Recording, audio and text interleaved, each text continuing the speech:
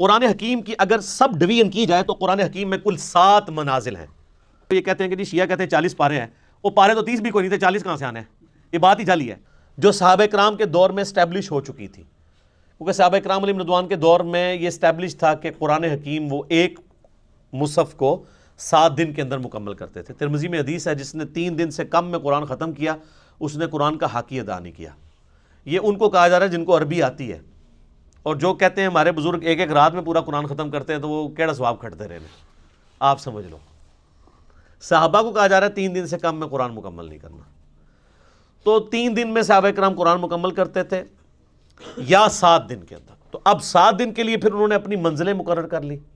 یہ منزل کا لفظ آپ بھی آج کل وہ بزرگوں کے وظائف کی کتابیں بھی ہیں نا، وہ منزلیں لکھتے ہیں، ٹھیک ہے، وہ کہتے ہیں تصوف کی اتنی منزلیں طے کر لی ہیں. لفظ قرآن سے ہی پکڑا ہوا ہے. صحابہ کرام کے دور میں یہ اسٹیبلش ہو گیا تھا کہ جس نے 7 دن کے اندر قرآن ختم کرنا ہے نا، اس کے لیے انہوں نے ثانی کر کے نا ایکولی ڈیوائڈ کر کے، آلموسٹ ایکولی ڈیوائڈ کیا، 100% نہیں.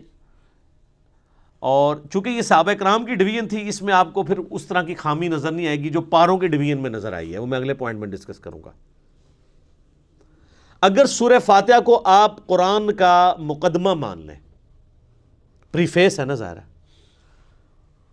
تو پہلی منزل کے اندر 3 سورتیں ہیں، دوسری میں 5، تیسری میں 7، چوتھی میں 9، پانچویں میں 11، چھٹی میں 13. دیکھیں کتنی زبردست ایونلی چل رہا ہے.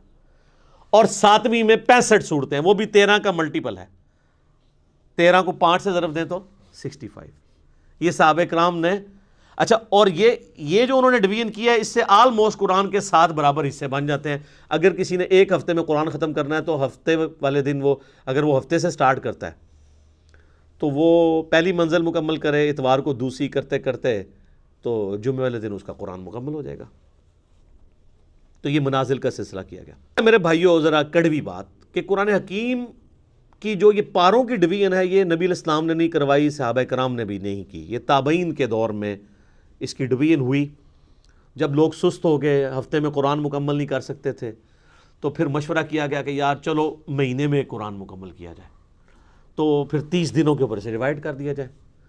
تو میرے خیال ہے کوئی پڑھا لکھا انہوں نے بندہ بٹھایا، انہیں جناب اینج کر کے نا قرآن حکیم کھولیا، اینج کیتا اور صفحے گننے شروع کیے، اور قرآن پاک کے 30 پارے بنا کے سائڈ پہ ہو گیا.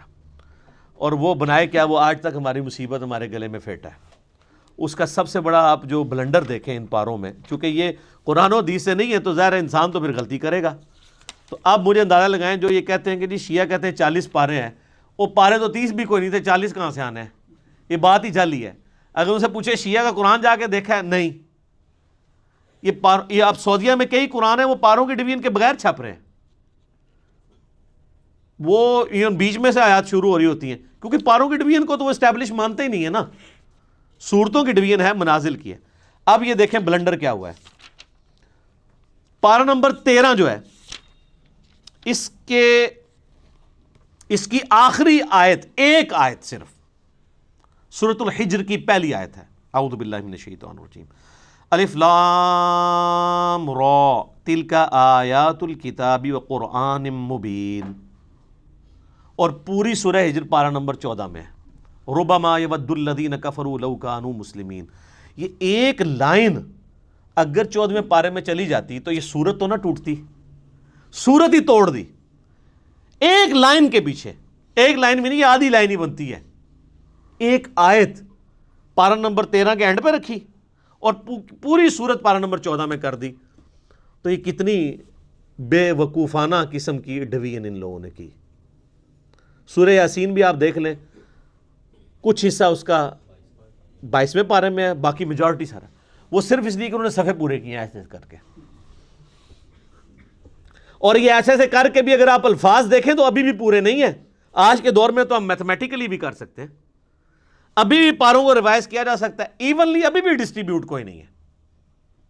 اگر آپ کہنا کہ 100% ہر پارے کے رکوع یا اس کے الفاظ یا اس کی لینتھ برابر ہے دوسرے کے، تو ایسا نہیں ہے. رکوع تو چلے برابر نہیں ہو سکتے، چھوٹے بڑے ہیں، الفاظ تو برابر ہو سکتے ہیں نا. آیات بھی برابر نہیں ہو سکتی، چھوٹی بڑی ہیں، نہیں نظر آئیں گی آپ کو.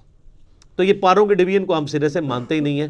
یہ پاروں کی ڈویژن تابعین کے دور میں مولویوں نے حکمرانوں کی بنائی ہوئی ہے، اس کی کوئی حیثیت نہیں ہے. لیکن اب چونکہ یہ اسٹیبلش ہو چکی ہے اور لوگوں کے لیے مہینے میں قرآن ختم کرنا آسان ہے، اسے ہم بدعت بھی نہیں کہتے، یہ انتظامی معاملہ ہے.